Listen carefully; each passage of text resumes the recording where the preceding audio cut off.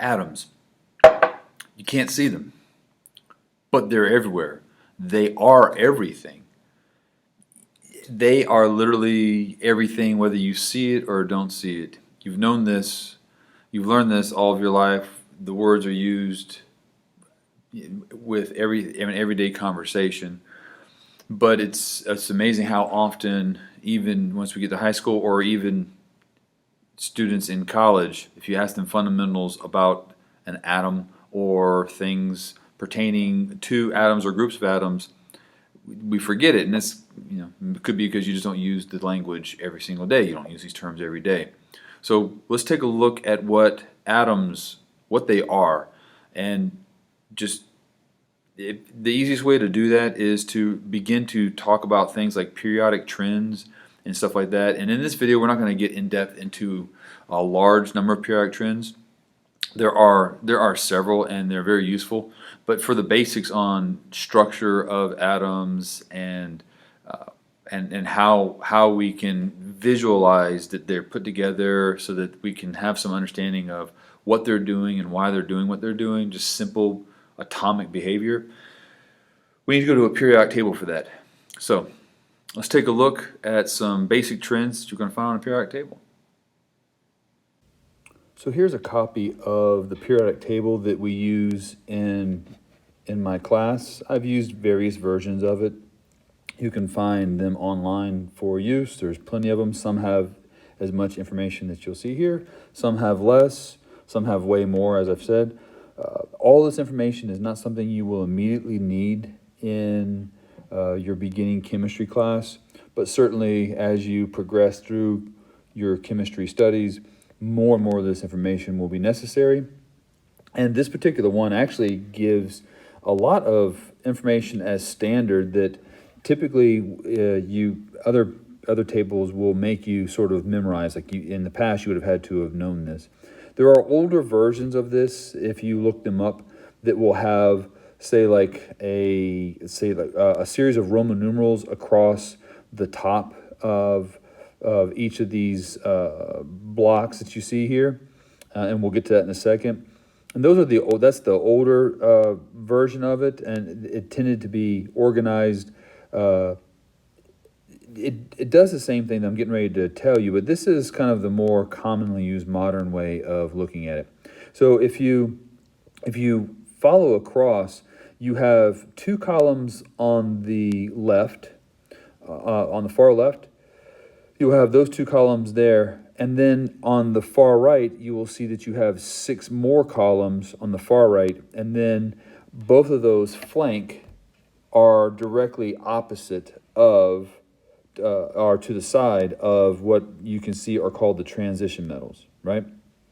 So the transition metals they're just that. If you think of transition, it means something in between, and that'll be for a later lesson. They follow similar patterns to what we're going to be talking about in this lesson.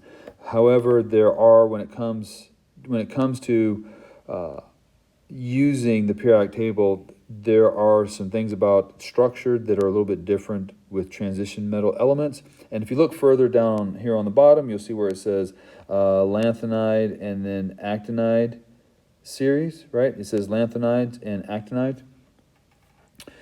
Those are highly radioactive elements, and if you look through there, you can see things. For instance, you've heard of like uranium, right?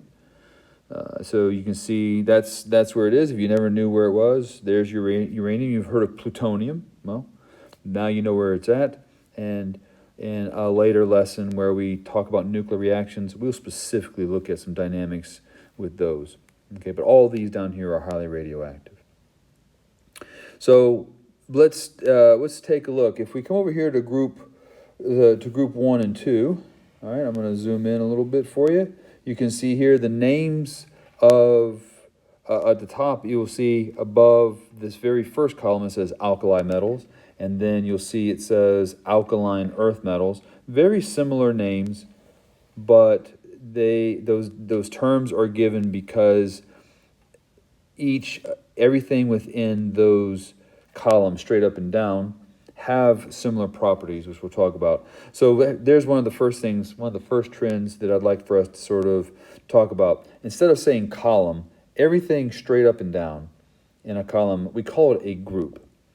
So if you see where hydrogen is, and below that is lithium, then sodium, and then potassium, rubidium, cesium, and francium, all those are in group 1. All right, so we would say they are group 1 elements. So we would say those are group 1 alkali metals. Okay, so you can see beryllium is a group 2 alkaline earth metal. Calcium is a group 2 alkaline earth metal. So everything from scandium over to zinc, all along there, those are obviously transition metals, and everything down below that. Let's skip that for now. Let's come over here to this other side, and you see where boron is. We call this group 3, where carbon is group 4, where nitrogen is group 5, where oxygen is group 6, where you see fluorine, that's group 7, and then where you see helium, that's group 8. And so I would like to zoom in real quick, and we can see that helium, everything in that group right there, that we call those noble gases. In this group 7, particularly, actually it's called group 17, and I'll get to that in a second, but a lot of times you'll hear it called group 6, 7, and 8 for other reasons, and so I'll stick to that for right now. So you can see where fluorine is. All those fluorine, chlorine, bromine, iodine, all those they're in the same group. Those are halogens. And this chalcogens, where the oxygen is, that the chalcogens, that's a sort of an, I don't want to say antiquated term, but it is a term that was sort of coined early in the 20th century. And the term chalcogens refers to, it was coined in the early 20th century. So chalkos, all right, is like a Greek term that kind of refers to like in ore. It's located in ore. It's found in ore, like ORE. And so, for instance, people had noticed that you could find these elements, oxygen and sulfur, selenium. You could find all these in copper ore compounds, and so that's where that term came from. Nowadays, we just typically say it's the oxygen family. So everything straight down right there where oxygen is, we just say that's the oxygen family. It's more commonly referred to as that. Okay, and so now, there's your group. So everything straight down. So group 1 begins with hydrogen, ends with francium. Group 2 begins with beryllium, all the way down to radium. Group 3 down to boron, all the way down to thallium, right? And so there's everything, et cetera, et cetera, et cetera. So that's straight up and down. Now, if you go across from hydrogen to helium, we say that is period 1. All the rows we call periods. So period 1, hydrogen to helium. Period 2, lithium all the way to neon. Period 3, sodium all the way to argon, and so on and so on and so on. So you can see that there's 1, 2, 3, 4, 5, 6. We have 7 periods starting from the top all the way down. And so whenever we use the term period, we know we're talking left to right across the periodic table. So those are 2 very basic but very important trends that you need to understand. Everything in group 1, everything in group 4, everything in group 5, if they're in the same group, they will have certain traits and characteristics that are common amongst those particular types of elements. And if everything is in the same period, you will also see certain trends, certain characteristics that are common, some things that change, obviously, of course, and that's what we're going to be getting into in this video. But that's the very basics of this. Those positive and negative numbers that you see above, for right now, you don't need to necessarily worry about that. I'm going to have a later lesson where we take a look at those numbers, how we get those numbers, how we can use those numbers. For now, what you need to know is those numbers represent what we call an oxidation charge or oxidation state. And so every single one of these, So everything in group 1 will have what we call a positive 1 oxidation state, okay? Everything where fluorine is at, all your halogens, will have a negative 1 oxidation state. Notice there is not a number above helium, right, or where the noble gases are, because the oxidation state is 0. And we'll get into that in our lesson. I'm going to zoom in real quick right here. There's a wonderful answer key right here. So every single one of these elements, no matter which one you're looking at, has all this same information, and this key is here, so you can never really go wrong. The number at the very top is your atomic number, and that atomic number tells you the number of protons that will be located in the nucleus. The element name, highlighted in bold in the center, all right, and a lot of these element names and symbols, they come from the old Latin terminologies that existed, and that helps keep similar letters from overlapping and there being confusion. All right. You can see, so you see right there, I just used the term oxidation state a little while ago for these numbers like above boron, above nitrogen, right? And you'll notice though that in all of these boxes on the top right corner, like for instance, if you go to where beryllium is, you can see there's a positive 2 there. You can see where magnesium is, there's a positive 2. Keep going down, calcium, positive 2, strontium, positive 2, barium, positive 2. Notice that positive 2, it lines up, it matches up with that positive 2 that's over there where, right there above group 2 elements. You notice that there are a bunch of these elements that have multiple numbers there. And most of them right there you see are positive. Up there on the top left, you can see where hydrogen is. There's a negative number. If you come over here to the right, you see a bunch with a whole bunch of positive, and then you start seeing lots of negative numbers showing up. There's more positive numbers than you see negative, and there is a reason for that, which we will get into in later lessons.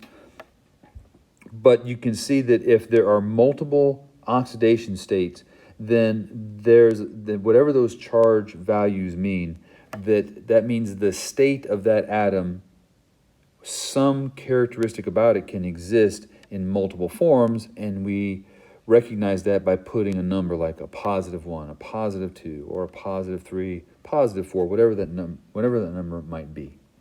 Okay. Over here you see you have this key where we have solid, liquid, and gas, and so the letters, when they're either in bold, it's a solid. If they're italicized, a liquid. And when we have this open sort of typeface font that looks like something out of a coloring book where you could color it in, that denotes that it's a gas. And these states of matter, solid, liquid, gas, they represent the state of the matter typically at around room temperature. So all of this is at room temperature, standard temperature, and pressure. Okay. Then you'll notice this nice big bold line right here that starts right there beside boron and sort of stair steps its way all the way down. And so there are 6 elements: boron, silicon, germanium, arsenic, antimony, tellurium. Those 6 elements tend to make up what we call the metalloids. So metalloid means, here's an easy explanation. You've heard of the term humanoid. So you've got something that is human-like, we would call it humanoid. Well, right here, on the left, you can see things like copper, cobalt, zinc, iron. You've got lithium. All these things here, all these are metals. Platinum, gold, silver. These are things that you're familiar with that are metals. So everything to the left of this stair step is a metal. Everything to the right is what we classify as a non-metal. But these elements that are along the stair-stepping area of the periodic table, these 6 that I mentioned, they tend to exhibit properties that are kind of like metals and kind of not like metals. So those 6 are your most common ones. Now, you've got sometimes things like selenium, polonium, iodine. Some textbooks might assign those as being having partial properties of metalloids. But the most common ones are those 6 that I mentioned just a little while ago. Okay, so that's where that is at. So that is really the basic properties of this. And you can see right here above it says nonmetals right there, transition metals. And now don't be confused that hydrogen's all the way to the left where I said metals are. Metals are to the left, but hydrogen is over here on the left side because it has properties that relate to being in group 1, period 1. But we know hydrogen is a gas, so you'll notice that it has that open typeface for being a gas, as denoted by the legend that we have up top, right? Our key. So that's kind of the basics of that. All this stuff at the bottom, you don't necessarily need right now, but I would like to talk about it. There are times when we name compounds, you use different prefixes, and so the prefixes 1 through 10 are highlighted here for you. You just use those whenever you need them. And then when it comes time for that, diatomic elements. So when elements, you can notice that you've got bromine, chlorine, fluorine, hydrogen, iodine, nitrogen, and oxygen. When those elements are by themselves and not chemically combined with any other element, then when they're combined with themselves, we call it a diatomic element, and there's a certain way that we write that down, and I'll be showing you that in a later lesson. And then to the right of that, there's some information about what's called a mole. So a mole is just a unit in chemistry. It's probably the most important unit in chemistry that you're going to need to know and understand. And just know that when we do some calculations in later units, that a mole is essentially kind of like our unit of measurement, like a dozen. All right. So, but for now, you won't need to worry about that. Everything we're trying to focus on right now is about atomic structure and how to read the periodic table so that we can properly structure, how we can properly build an atom. Okay. And then this thing to the left that says electron placement, you won't need that until later in chemistry as well. That is a little trick that can be used to help guide our thinking. But when it comes time, I'm going to teach people how to use the periodic table without that, and to use this to get the same information. And that's pretty much it. That'll get us started with this. So let's take this. Let's do something with it. Let's look at some problems.